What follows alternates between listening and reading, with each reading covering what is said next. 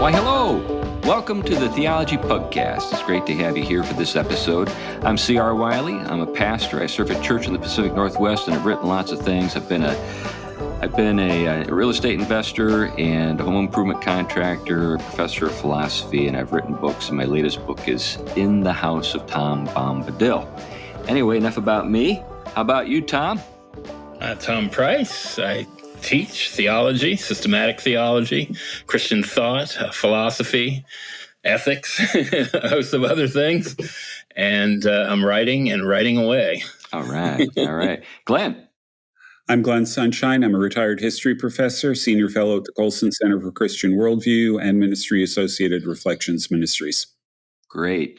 Hey, it's my day today, and I want to talk about axiology. But before we jump into the subject of the day, I want to let folks know about a couple of things. This show is going to drop on Monday the 12th, and on Wednesday of next week, 2 days after this show drops, we're going to be live in Memphis, Tennessee, at the PCA General Assembly. Actually, we're not actually in the General Assembly, although we will be at a booth in the General Assembly. Our friend David Stocker and his architecture firm has got a booth, and they're going to have us there at different points in time over the course of the assembly, and we'll have some books to sell and so forth. But the main thing is we're going to be at the Courtyard Marriott. I think that's what it is. It's right next door to the convention center. Let me just make sure I've got my information correct here. Yes, the Courtyard Marriott, Downtown Memphis. And we're going to be in the King Cotton Ballroom. What a great name. The King Cotton Ballroom. And we're going to be there from 3 o'clock to 7 o'clock. And we're going to do at least two shows, one with our friend George Grant, another show with our friend Doug Grotheist. That's the right way to pronounce it, isn't it? Grotheist. Yes, I got it right this time. And we're also going to spend a little time with our friend Ben Dunson from American Reformer. So it's going to be a great show, or a set of shows, and a great time. We'll have plenty of time to spend with folks who want to come and talk to us and just kind of chew the fat, so to speak. So please make a point if you're in Memphis, if you're at the General Assembly, if you're just kind of passing through, to drop in there at the Courtyard Marriott in downtown Memphis in the King Cotton Ballroom from 3 to 7 on Wednesday the 14th. And if you're in Huntsville, Alabama, we're going to do a live show there at Fractal Brewing on Friday the 16th at 7 p.m. So you can just kind of like be a groupie and follow us around from site to site. Yeah, we don't have groupies. But anyway, we do have our wives. Maybe they're groupies, and they're actually going to be with us. So it's going to be pleasant to have our wives with us for these things. But anyway, we'll be at Fractal Brewing there at 7 o'clock to do a live show, and that's sponsored by our friends at Trinity Reformed Church. Anyway, enough of that for now. We hope to see you then. On to the show, on to the subject of the day. So as folks know, I've been talking ad nauseum about an address that I was to give in Miami at the Thank God for Bitcoin conference, and thank God it's over. It went well. I met a lot of great folks there, enjoyed myself, got to meet Zuby. Zuby and I and a few guys went out to lunch, and he's the real deal, by the way. I like him. He's a good guy. Oxford grad. So, hey, Tom. Yeah, he actually was at the same college as me. Nice. Different years. I'm a little younger than he is. Anyway, it was a lot of fun to learn about how he became kind of a sensation on Twitter. The story of that is he declared himself a woman, and then broke the women's deadlift record live on Twitter, and then told everybody that didn't celebrate that they were bigots, and consequently it went viral, and there were millions of views, and he became friends with Elon Musk. And anyway, a lot of fun. But at that point, he was just one more guy on Twitter, and he just kind of did that on the spur of the moment, and it led to him becoming the sort of the personality on Twitter that he is today, with I think over 1 million followers now. But anyway, it was great to be with Zuby. But I spoke on the theme of value, or axiology, the assessment of value, so to speak. And the title of my talk was "Welcome to Casablanca." So now I know that Bitcoin, for a lot of folks, is just a bridge too far. For other folks, it's mysterious. For some, it's just controversial. So I'm not here to present myself as an authority on Bitcoin. In fact, I didn't present myself as an authority at Bitcoin at the conference because I was surrounded by authorities on Bitcoin. That's not why they asked me to come, because I knew something about Bitcoin that they didn't know. No, they wanted me to come because I'm, I guess, one of the rare pastors that actually writes on economic matters. I've written, obviously, on the economy of the household, but also on risk and then investing and so forth. So they wanted me to come and talk to them about just value and sort of matters related to currency in general from a pastor's perspective, and that's what I tried to do. And what I did in my approach was address the subject of axiology. So let me give folks an insight into what this technical term is referring to. It's a discipline or a subdivision of philosophy, like metaphysics or ethics or epistemology or aesthetics. Axiology is the study of value. And why do we value certain things is basically the question. And what makes something more valuable than something else? Do things lose value, and why do they lose value? These are the questions that people who are thinking about value ask. Now, one of the things that is more or less, I guess, a given in the study of value is the distinction that is made between intrinsically valuable things and extrinsically valuable things. Now, even this is not altogether. In other words, it's not all. There's not kind of like a large sort of a set of things that people agree on when it comes to this matter. And this is another one of the things that people tend to disagree about. But let me just make a case for how I look at it. And I think the scriptures address the subject. So scripture does acknowledge the reality that there are intrinsically valuable things. This is something that some folks who reject Scripture, but also reject the Christian faith, sometimes call into question. There are people who really do believe that it's, I guess, elephants all the way down, that there's nothing intrinsically valuable, in other words, that it's all sort of culturally constructed. But in the Christian faith, it's easy to identify intrinsically valuable things. And the way you do so is by saying, what do I want to have for its own sake? Not what do I want to have so that I can have that thing to help me get other things, but what do I want to have that I just want to keep and have for its own sake? Now, an example of this that I think a lot of people would be able to, I think, agree with is health. Health is intrinsically valuable. I think another thing that's intrinsically valuable would be love. We want to be loved, and we really want to love other things and people. And we also believe that people are intrinsically valuable. That's another thing that's intrinsically valuable. And we don't want to exchange intrinsically valuable things for other things that are only extrinsically valuable. That would be foolish. In fact, a good deal of the teaching that we see in particularly the Gospels has to do with that when it comes to value. When we talk about, say, the various parables that Jesus told, if an example would be the pearl of great price, right? Or the treasure buried in the field. Those. Okay. Go ahead. Chris, Go ahead. I want to pause here. Yeah, please. People, those two parables I find really interesting because people basically say, well, they're saying the same thing. You sell everything you got to get to the treasure. Except when you look at what Jesus says, in the first case, he says that the kingdom of heaven is like a treasure buried in the field. In the second case, he says the kingdom of heaven is like a pearl merchant. Yeah. It's not like the pearl. It's like the pearl merchant. Yeah. And I have never seen anybody comment on that. They always treat the two as if they're identical. Well, do you have a comment? Now that you've raised the matter, what's your thought? Well, the treasure in the field that you have to give up everything to get. I mean, that one I think is relatively easy to get right on the first blush.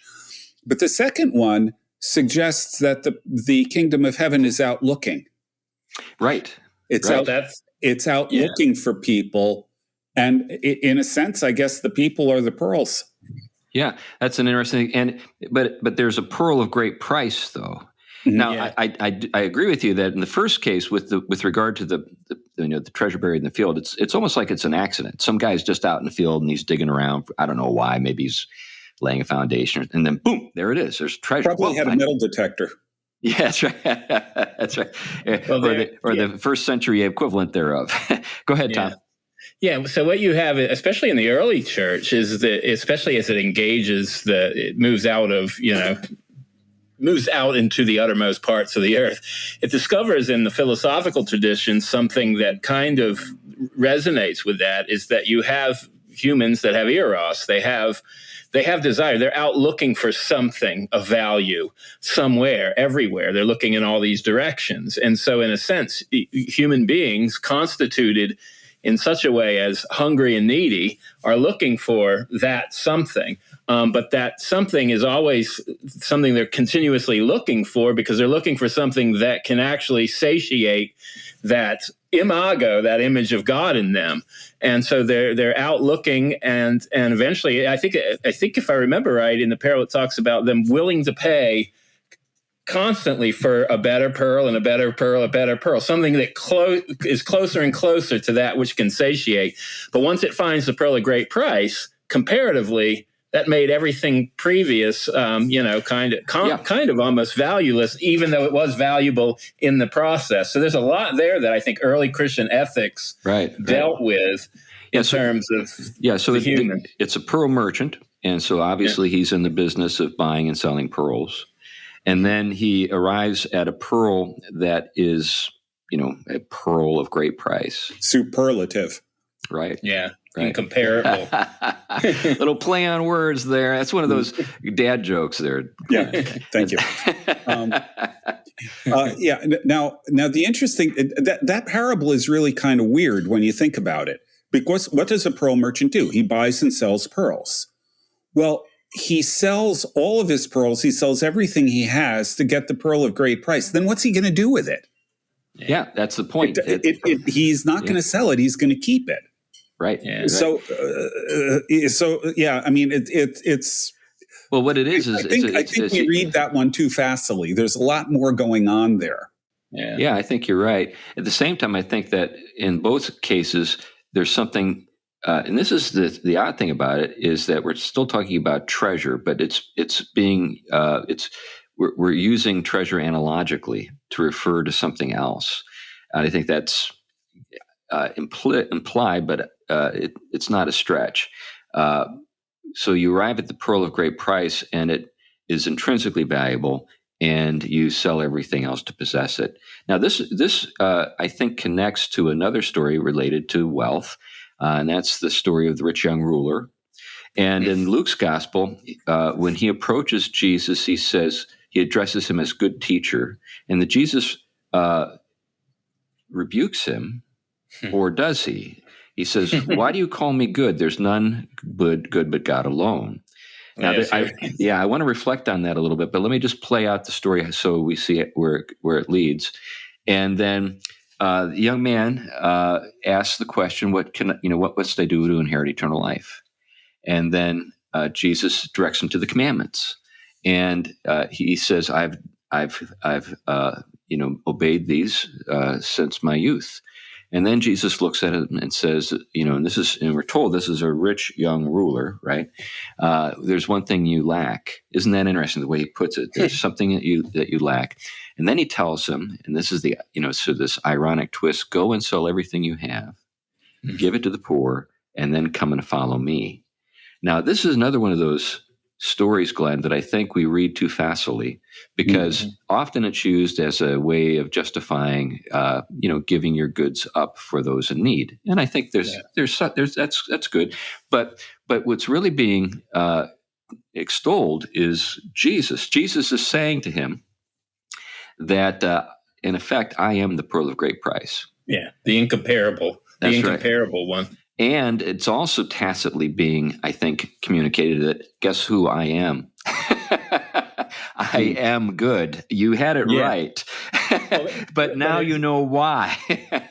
I find it very interesting, especially, again, when Christianity enters those early debates with the Hellenic philosophical world, how central finding the good, right? There is none good but God. The equation of good and God is something distinctly brought from, remember Plato saw good as a higher concept of God, because God was basically a demiurgos, a divine craftsman, but was not the highest. And so what you have is the highest, the pearl of the highest here. There isn't a higher. And then the question is, do you see me? Yeah. And then there is that whole notion is, blessed are the pure in heart, for they shall see God. So here's a person who does not have a pure heart, as they claim, keeping the commandments all the way. And that one area that will show it, the inability to see that Jesus is the good one, is that his wealth he had a pearl that was higher than the pearl of great price in his own estimation.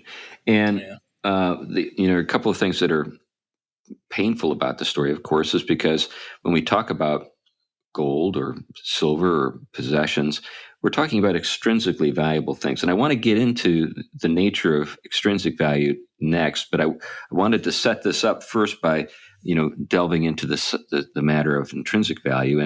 And really what I think, your comment, Tom, about the nature of the good and it's being equated with God, or they're one and the same. In other words, God and the good are one and the same. And that's what Jesus is saying. That implies, though, that Jesus is ultimately real, because we're not talking about something that appears to be something else. We're talking about the thing itself. So the reason why God is the only one who is truly good is because he is the only one who is intrinsically valuable, because he's self-extant. He doesn't rely on anything else to sustain his existence. And he's the one who lends goodness to everything else.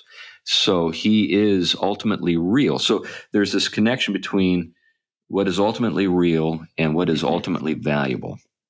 And I think that's what I would say is implied by Jesus' statement that only God is good. And then the question is how does anything else derive its goodness in relationship to that? Now, we can talk about health as being intrinsically good, but that health is something that we owe God for. And you can just kind of keep going down that line.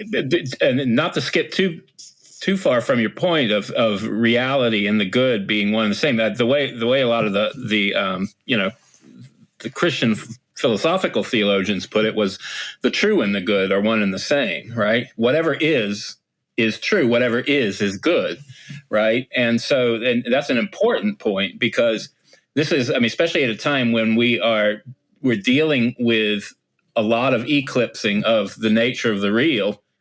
We are being, continuously distanced from the nature of the good, and we have the inability or increased inability to be able to discern both. Mm-hmm, mm-hmm. Yeah, that's right. So that means that anything else that is intrinsically good, something we want for its own sake, like justice. Justice is intrinsically good. Love is intrinsically good. Health is intrinsically good. Freedom is intrinsically good. Now, all of these things owe their goodness to God and are gifts of God, and are intended to serve God. In other words, they're not intended to just simply be ends, but they tie us back into God because God is their source. So when we pray, in the Lord's Prayer for our daily bread, or to be delivered from evil, all of these things are worthwhile praying for, and they're intrinsically good, but they're not intrinsically good in the highest sense. Only God is good in himself and is the source of all these goods. Anything else that we want to add to that before we jump into? I think that's why you have your in the Lord's Prayer, you have what is the first orientation of ourselves? It's the openness, the proper openness to the highest, right? Yeah. Our Father who art in heaven, the arche, the first principle and first truth of all reality. Hallowed be your name. That is something that is, it is. We benefit completely from that. But we benefit because it is the good itself that we're oriented towards, which the rest of them are just byproducts of. It's like the commandments as well. Love God first above all things is really what we're saying. Why? Because when you love that which is the perfection of everything, including the source of all of your goods, then you're oriented to everything else the right way, the other goods. You can love your neighbor as yourself. Why? Because you've gotten the value right. Yeah. Anything you wanted to add there, Glenn? Yeah, just one quick observation about the parable. Jesus doesn't say sell everything and give it to the poor. He says sell everything and give to the poor. Okay. The language does not imply he has to give everything. Yeah, that's a good caveat. But the sale of the goods represents, I think, a breaking of the hold of wealth over him. Right. So you sell it all. Yeah, you should be giving to the poor. You've got wealth, you should do that. But the key is, don't let the wealth control you. Give it up and come follow me. Yeah, and the good of the wealth is extrinsic in character. Right. It's not right. Intrinsic. And so he's made a foolish bargain. He's exchanged what is genuinely good, God himself, for gold. That's the dumbest exchange you could possibly make. And what Jesus is inviting him to do is to exchange extrinsic goods for what is intrinsically good, God himself. Now, this actually leads me to, and we're told, by the way, in the parable that he goes away sorrowful because he has many possessions. Isn't that a great way to end it? I mean, there are wheels within wheels when it comes to Scripture. But this leads me to another parable, and where I think the nature of extrinsic wealth is, and its relationship to intrinsic goods is, I think, laid out very clearly. But it's a perplexing parable because the protagonist is an anti-hero.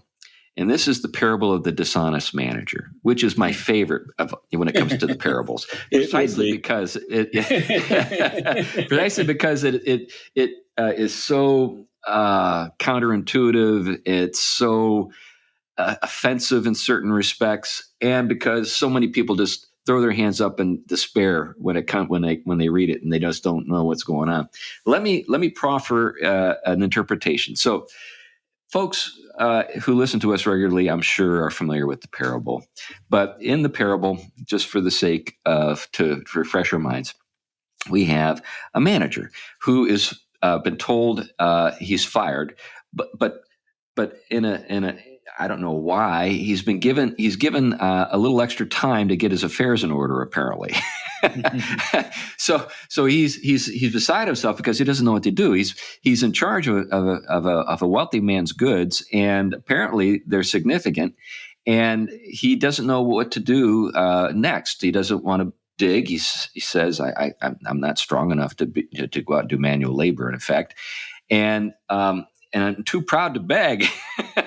So what am I going to do? And he says, I got it.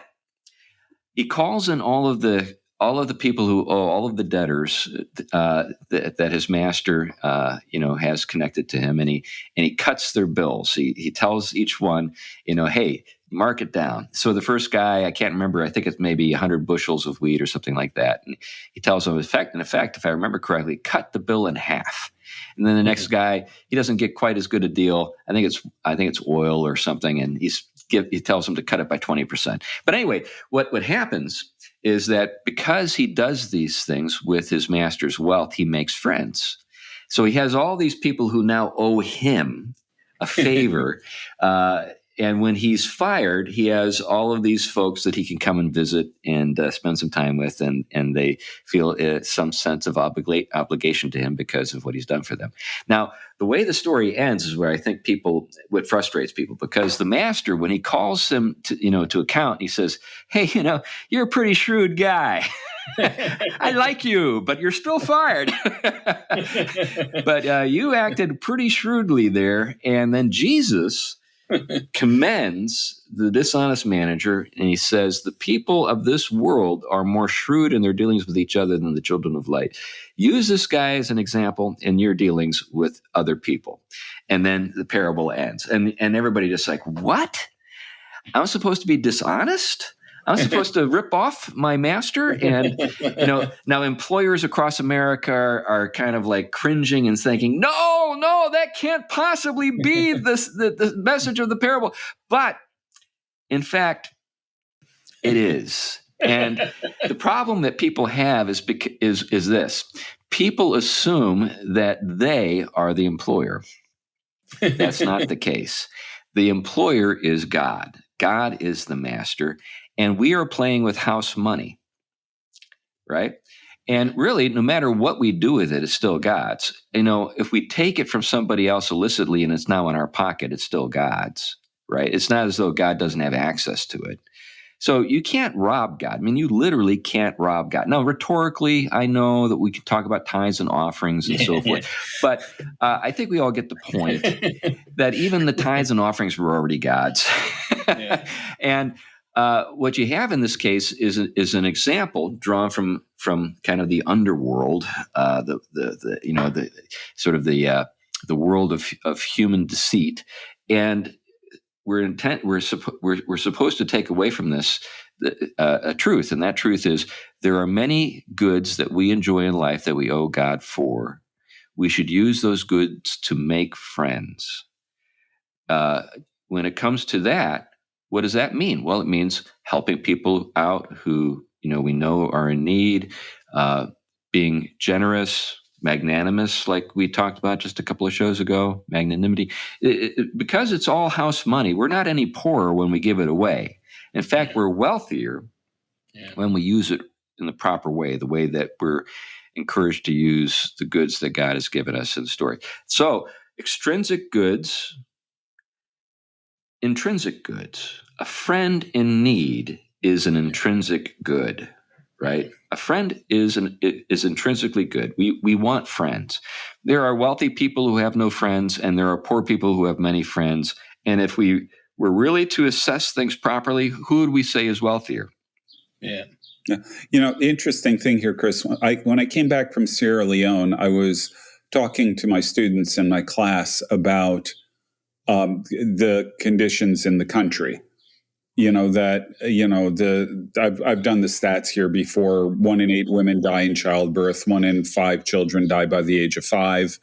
There's, the medical care is nearly non-existent, on and on and on. And I had a student in the class just look at me kind of confused and said, well, do they walk around miserable all the time? And I said, no, absolutely not, because they're rich in relationships. They've got very, very close networks of people that they're in relationship with. And that, that's the thing that matters. Yeah. That very point. I have a friend who he's a pastor in Switzerland. He was an old Oxford colleague of mine. And he married a gal from Venezuela, and he was visiting her family during Christmas time. And nearby, he could see these huge trash heaps with children picking and playing in them. It was Christmas time, and the kids were out there together singing joyfully to the top of their lungs Christmas songs. They were getting no gifts. Right. There was no wealth. They were looking for basically things to sell, but they had a joy and a camaraderie that he said he doesn't have in his wealthy nation with his friends, or a joy like that. Reminds me of that Stevie Wonder song where he's reminiscing about his childhood back when I was a nappy-headed boy. He talks about, in the song, he talks about Christmas. And he said, my only worry is what would be my toy. And then he says in the song, even though sometimes we wouldn't get a thing, we were happy with the day the joy the day would bring. Huh. That's one of my favorite Stevie Wonder it's songs. that very point. Yeah, it's a beautiful song. Now, getting back to extrinsic value, why does gold, for example, possess value? Now, if we've talked about all these different things that are intrinsically valuable that people should desire to possess for their own sake: health, justice, freedom, God, etc. Nevertheless, a lot of people spend lots of time working for gold, something that's extrinsically valuable. What do I mean by that? Well, it's valuable because it's useful for getting other things of value.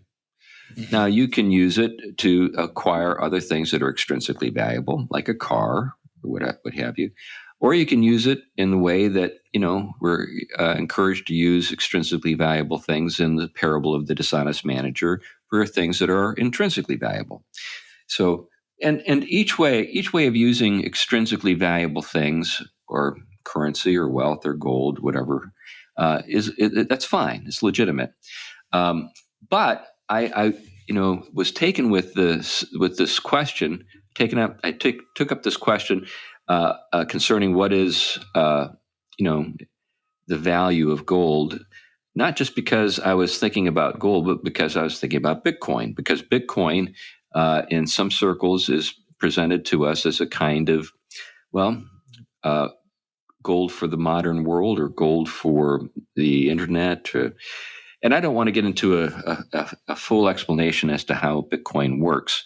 I can say this: I own some, and based on what I've learned about it, I intend to own more. Now, that doesn't mean that I think that putting all of my resources into Bitcoin is a good idea. I don't. I think Bitcoin, like gold, has a place in the sort of the range of things that you possess. And probably not a huge place, maybe 5% at most, maybe 10. And I can get into some reasons why. But before I do that, I want to think a little bit about what makes things that are extrinsically valuable. What I used in the course of my talk to delve into this is the film Casablanca. So just if you've never seen Casablanca, what's wrong with you? It's perhaps the greatest film ever filmed. And turn off the podcast, go watch it, then turn us back on. That's right. Right. Perfect day for it. Yeah, right. Yeah, I learned too that Casablanca was kind of written on the fly, and that Humphrey Bogart, who plays Rick in this sort of, the role that kind of made him like the icon that he is, was he didn't like the role. He was frustrated with the writers. He was angry all the time about it because he didn't know what to expect the next day because they were just kind of making it up on the fly. But it's the story of a casino, really, in Casablanca, which is in French Morocco. And it's World War II, and that's another thing that's fascinating about this. The film was actually produced during the course of the war, in I think 1943 or 42. So things are still very much in doubt at this point in terms of the prospects for the Allies. But what the story is about is the refugees, the political refugees of Europe are fleeing the Nazis. The Nazis are advancing at this point in the course of the war. They're just winning and winning and winning. They've taken a large swath of France under possession. There's still a portion of France, Vichy France, which is not formally under their control, but the French authorities are collaborating with the Nazis, kind of working with them. And even in French Morocco, even though the Nazis aren't actually kind of running things directly, they have a lot of influence over the French authorities. And it's within this environment that all of these refugees from Czechoslovakia, Bulgaria, France, etc., even German refugees, as you find in the film, they come to Casablanca in order to get letters of transit that will allow them to matriculate to Lisbon and from there fly to the Americas. And the Americas in Casablanca are the representation or represent freedom. Isn't it a wonderful thought that we used to represent freedom? I'm not sure we can say that we do that anymore, but at one time we did. Anyway, this casino or this cafe is Rick's Cafe American, and the owner is, of course, Humphrey Bogart. He plays the character Rick, and in the film, Rick is actually himself a kind of freedom fighter. He had been in Spain during the fighting there. He had spent some time in Ethiopia during the fighting there. These are, of course, precursors to World War II and the conflict. And he's running this casino because he can't go home. He's not permitted to return to the United States. We learned that early in the film. But he's helping a lot of other people, and he's just running this casino just because it's a living, I guess. And it's a place for his friend Sam, who's the pianist that is made famous because of the song he sings. And the request, "Play it again, Sam." Which is a line that never actually appears in the movie. Yeah, I think she just says, "Play it, Sam." Right. And but anyway, as the story unfolds, we see that Rick is this remarkable person, and everybody in the film is completely taken with him because he is cynical, worldly wise, crafty, and innocent as a dove. He is a pure-hearted man, and he's a tender-hearted man, and there are points in the film where that comes out. But he's also no one's fool. Nobody can get anything past him. And there's this marvelous interchange between him and Peter Lorre, who plays this character Ugarte. I think it's Ugarte. Anyway, Ugarte. And Peter Lorre, of course, is that character actor. Rick. You remember his voice. But in the course of the story, there are these letters of transit that have been signed by General de Gaulle himself. So they're like the ultimate ticket to freedom. And Ugarte has killed 2 German couriers to get them. And he comes to Rick and he says, Rick, I want you to watch these papers for me. And he says, as he's interacting with Rick, he says, Rick, you despise me, don't you? Because obviously he's this underworld sort of slimy character who's willing to kill to get money and et cetera. And Rick in a deadpan voice says, if I gave you any thought, I suppose I would. Which is this great line. And then Peter Lorre says, Rick, I have many friends in Casablanca, many friends, but it's because you despise me that you're the only one I trust. So much is sort of caught in that brief interchange. But what we see in that interchange is the importance of trust, the nature of currency. So there's a trust that Peter Lorre, who's a despicable character, and Humphrey Bogart, who is the noble character, the trust that they have in the efficacy of the letters of transit. In other words, they're not forged. They've got the genuine signature of General de Gaulle. Anyone who possesses those has got a ticket to freedom. Anyway, as the story unfolds, those letters of transit, of course, are very important in sort of the ending of the story. So, but I'm no spoiler. I'm not going to tell you how it ends, but it ends beautifully, self-sacrificially. It's one of the great films in the history of cinema for a good reason. But what I propose to my audience at that point is we live in a time that's eerily similar to what's depicted in Casablanca. And the reason that's so is that no one trusts their governments. And the currencies, the fiat currencies that those governments, well, at that point, they weren't fiat currencies, but the currencies that were issued by those governments. And because at that point in the story, you didn't know if your government was going to survive the advance of the Nazis. Right. Yeah. So people who were trying to buy their freedom couldn't use the currencies. They weren't accepted. You had to use, heirlooms, family, precious family possessions. There's a scene where a woman's trying to sell this magnificent diamond necklace for letters of transit, and the underworld figure that she's trying to sell or to exchange the necklace for letters of transit from, he just kind of says, "I've got diamonds, more diamonds than I know what to do with." In other words, people, the value of diamonds has dropped because of the sort of ubiquity or the superabundance of diamonds, because everybody's using them to try to get out of Casablanca, get away from the Nazis. And then there's actually a woman who considers selling her own body in order to acquire letters of transit for her and her husband. And that's one of the moments where Rick reveals just how tenderhearted he is, and he comes to their rescue. But so that's the scene that we have. And we're kind of in a moment like that where our trust in the authorities has been compromised for many reasons. We talk about those reasons all the time on the show. Everything from the insanity of transgenderism to the failure of the COVID measures and the obvious sort of self-serving acts of many people who have been in authority during that time. All of these different things, we could go on and on and on about why we don't trust our civil authorities any longer. Then the question is what can you trust? What can you trust?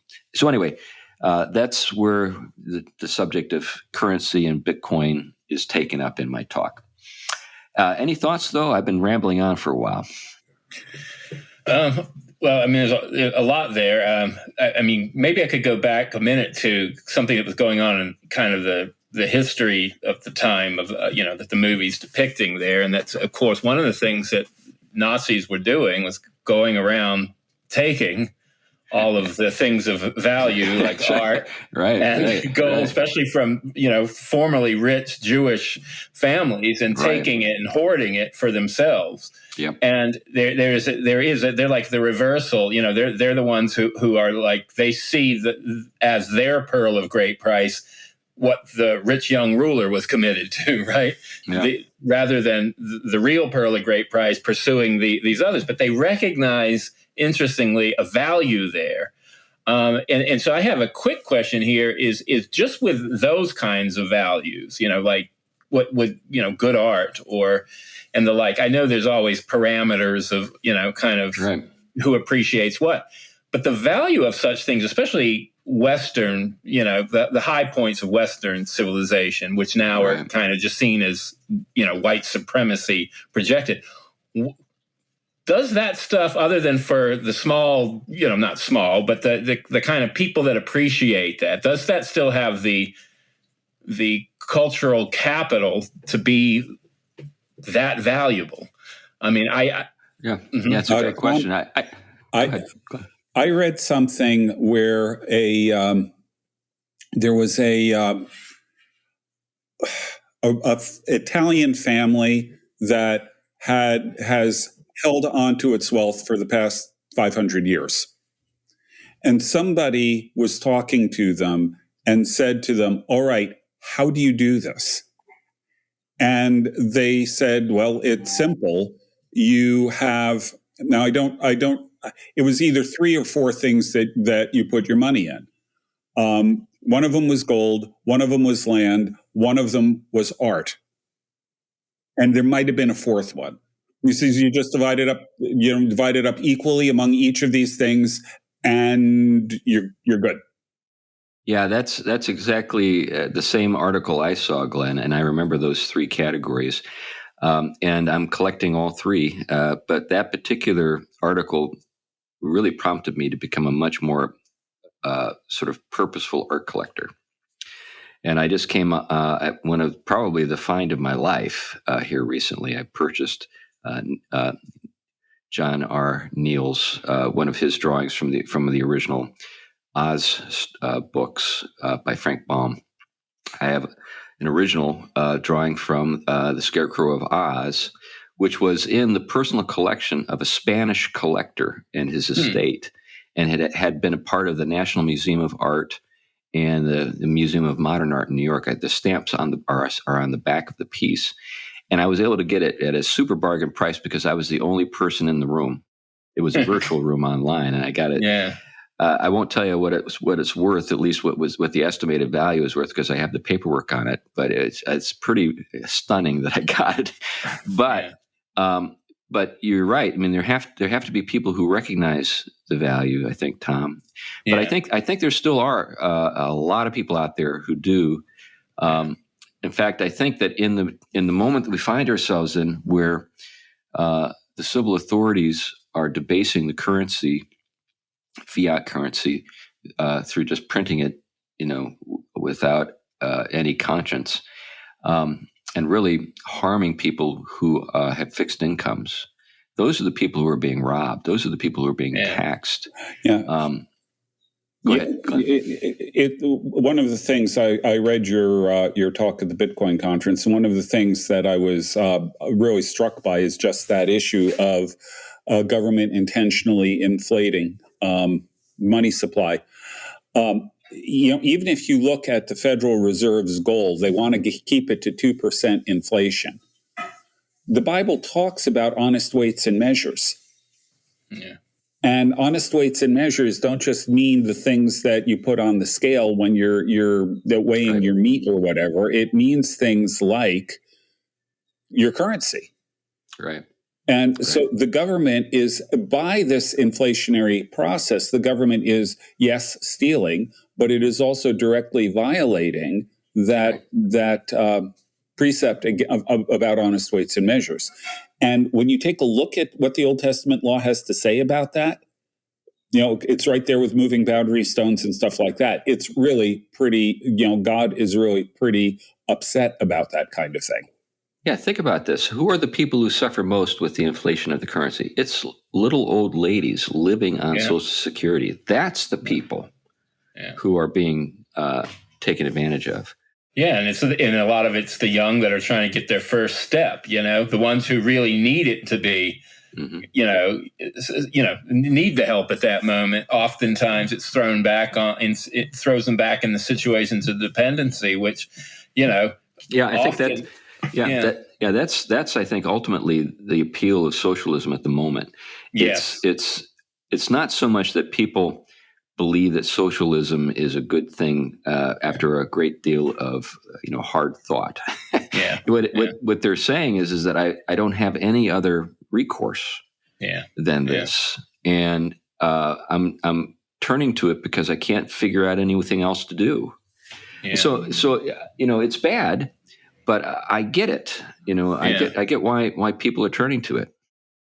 Yeah. Well, there is this. I mean, it just simply, I think, historically. I mean, again, I understand from the notion of the fall why it happens. Right. But to put a boundary, the way the very wealthy and the people who have a say in all of this, to put a boundary there that really makes them continue to be the small minority that has so much in terms of worldly things, and to basically make it harder and harder for anyone to get over that boundary. This, by the way, I think this generation, maybe this is not a fair statement because my sample size is too small. Let me rephrase it. Mm-hmm. It's remarkably similar to what we saw in the first century, where we have extremely wealthy people virtue signaling all the time to try to distract us from the fact that they're robbing widows and orphans. Yeah.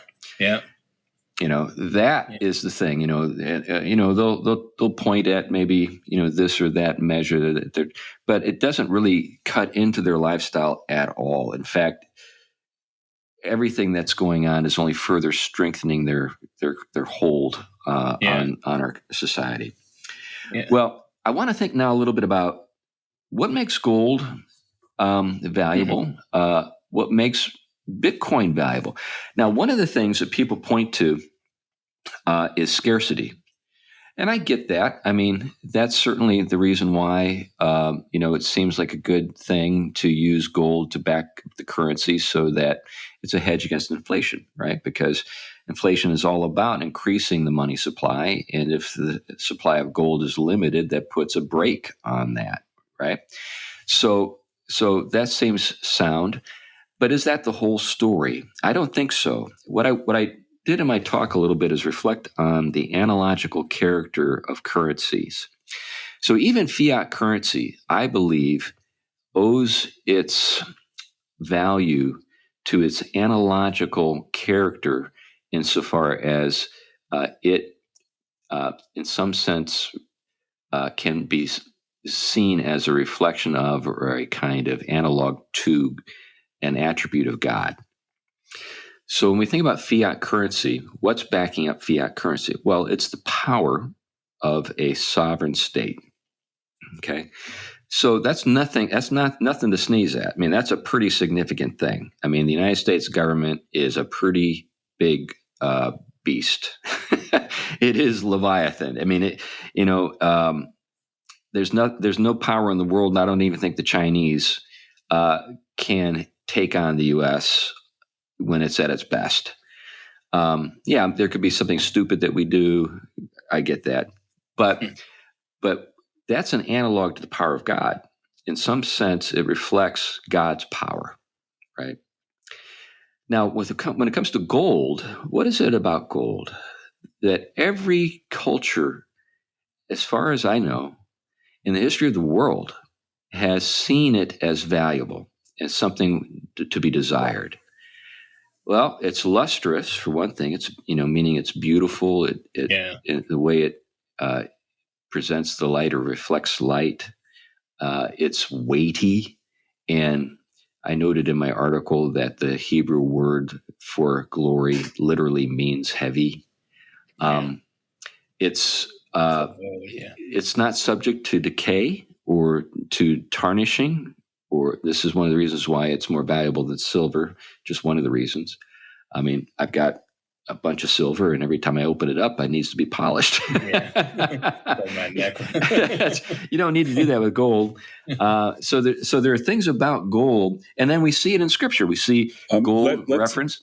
Let's add another thing that I think we overlook. Okay. Gold is also it's soft. It's extremely easy to work. Yeah. And therefore you can do things with it rather than just have it sit there as a lump or have to work really hard to make it do anything. You can hammer it down into leaf. You can mold it. It's got a relatively low melting temperature. You can mold it. You can work it in all kinds of different ways to turn it into things where all of these other aspects of gold, its beauty and all of that sort of thing, can then be put into, jewelry, statues, whatever.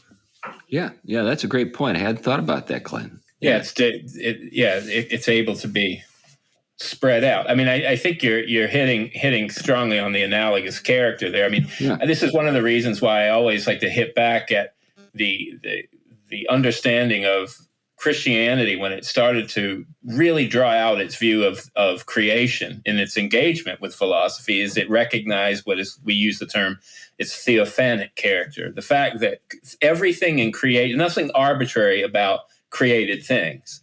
Everything reflects and is open towards its creator as its source, and everything is different. And there are things like gold that manifest something of the creator in a way, and you're hinting on this kind of permanence, but yet this permanence that can be spread out and shared and continues to keep a permanence even as it's spread out. You have, its beauty in a ring, its beauty in paint touching up a painting. I mean, it can be spread out in so many ways without losing, its identity and nature like that. So, and the beauty, I think, that it refracts. Yeah, I think that all those things go into its value. We see it referenced in the beginning of the Bible. It's right there in Havilah, right next to the Garden of Eden. Yeah. We see it there in the tabernacle in the wilderness. I mean, the closer you get to the presence of God in the Holy of Holies, the more exclusively you see gold referenced. So, you've got bronze, then you've got silver, then you have gold, kind of working in. And then you see it at the end, of course, the streets of gold and the New Jerusalem. And the crowns of, with the jewels, the other precious things. Yeah, that's right. That's right. Well, and that, I think that's a good point, Tom. jewels as well in some sense because they capture light. I think that's another thing that's just so remarkable. So anyway, beauty informs this. And it's for all these different reasons that gold is extrinsically valuable. It's intrinsic characteristics that make it extrinsically valuable. Do you see what I'm getting at? Because of its relationship to God. It's as though God placed gold in creation intentionally as a kind of marker, some kind of clue for us to see and think about Him in relationship to it.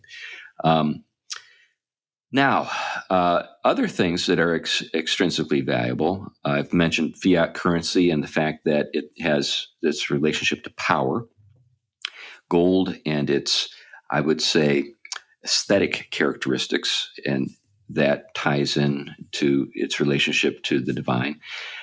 Now, for the purpose of my talk on Bitcoin, people might be wondering, what in the world can ones and zeros say? That can serve as an analog to God. Well, let me just make a very brief, and I want to preface my remarks by saying I'm not trying to get people to buy Bitcoin. It won't benefit me in the slightest if you do. But what is it? Well, the thing about Bitcoin that makes it what it is a couple things. One is it's not issued by governments. So it's money that actually is exchanged without a third party, meaning in this case the government, being involved in it. What you have instead is a set of rules that are immutable, and that's the point.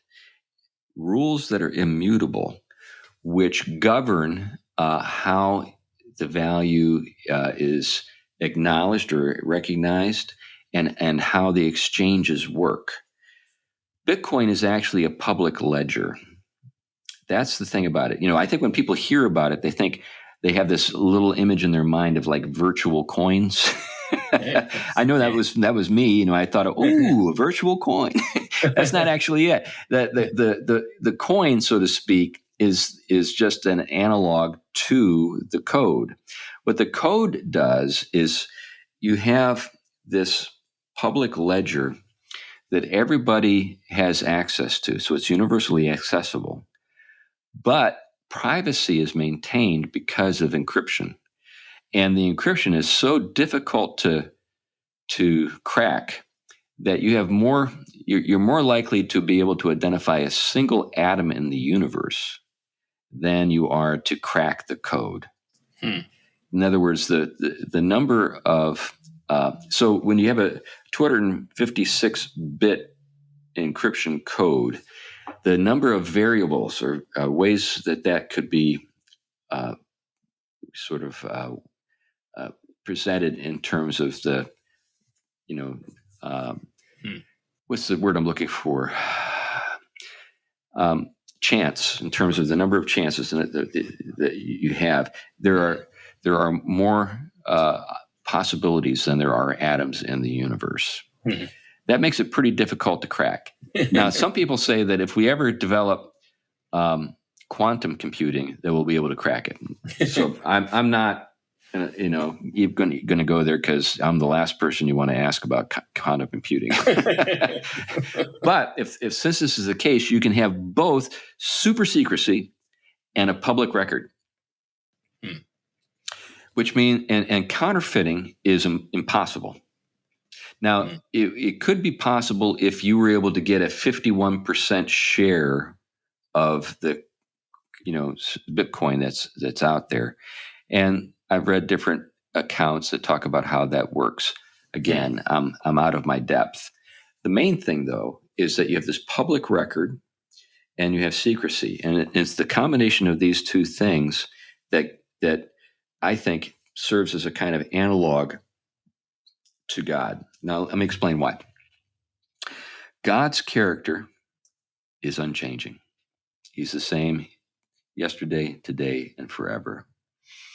And that's what Bitcoin is attempting. I'm not saying it's achieved that, but it's in an analog, as an analog to that, this is why it's valuable. It's unchanging and can't be corrupted, or that's the goal anyway. And then the secrecy. You know what you possess.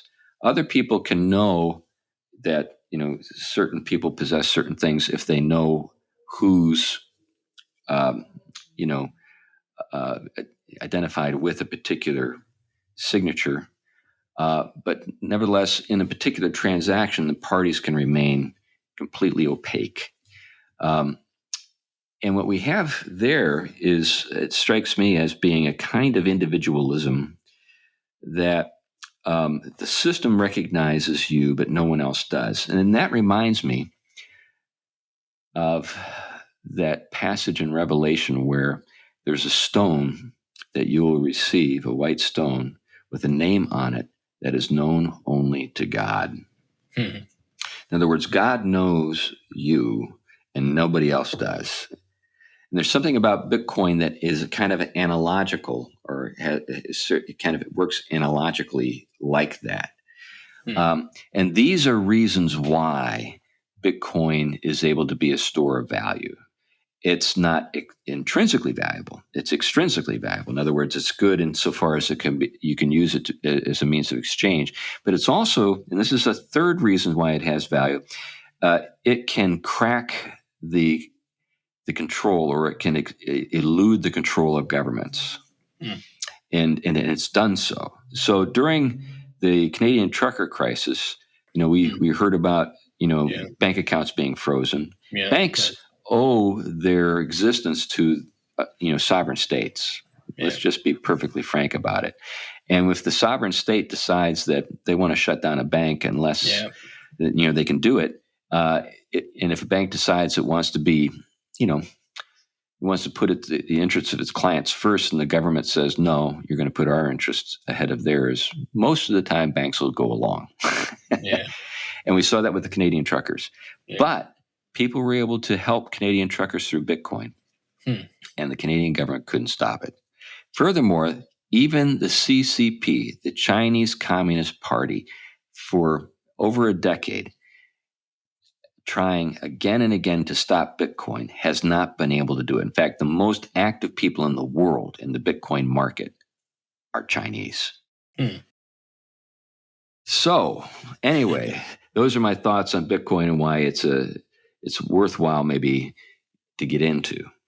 But my main thought is this is why it's valuable. In other words, extrinsically valuable, because there are things. So the U.S. government can't control God either. It thinks it can. That's right. But I mean, I think a lot of people are concerned, especially when they see, for example, corporations that all of a sudden come out with, bizarre commitments to bizarre social projects, and you see them committed to it. That pressure is going far back, and it's eventually linked to finance and government and globally.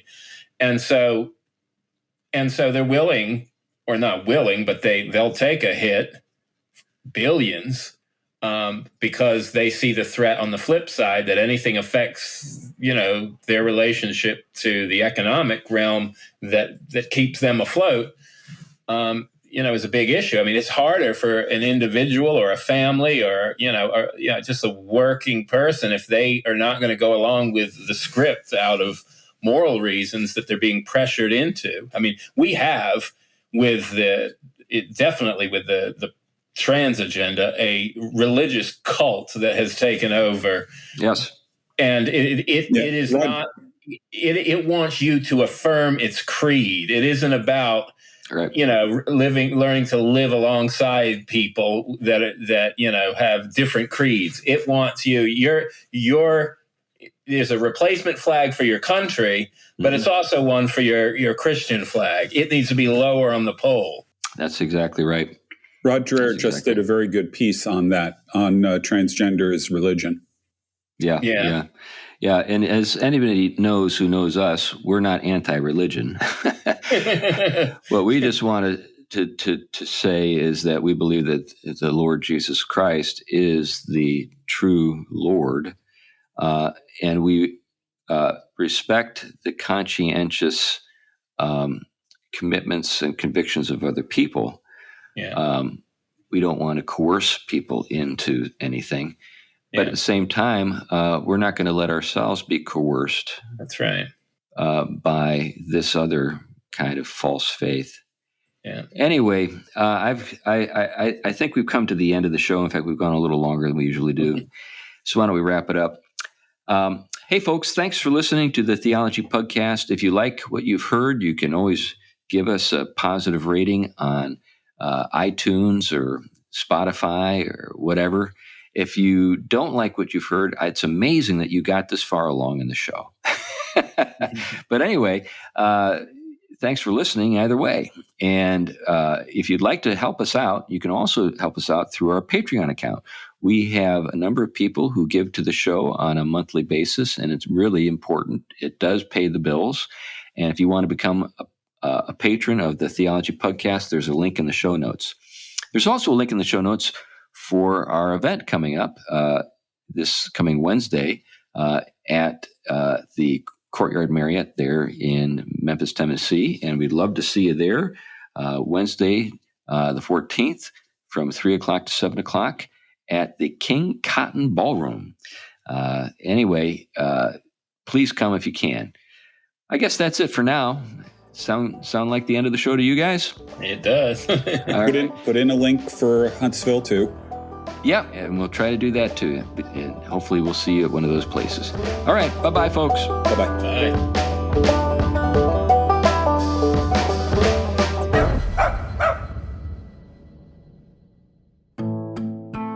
The Theology Pugcast is a ministry of Trinity Reformed Church in Huntsville, Alabama.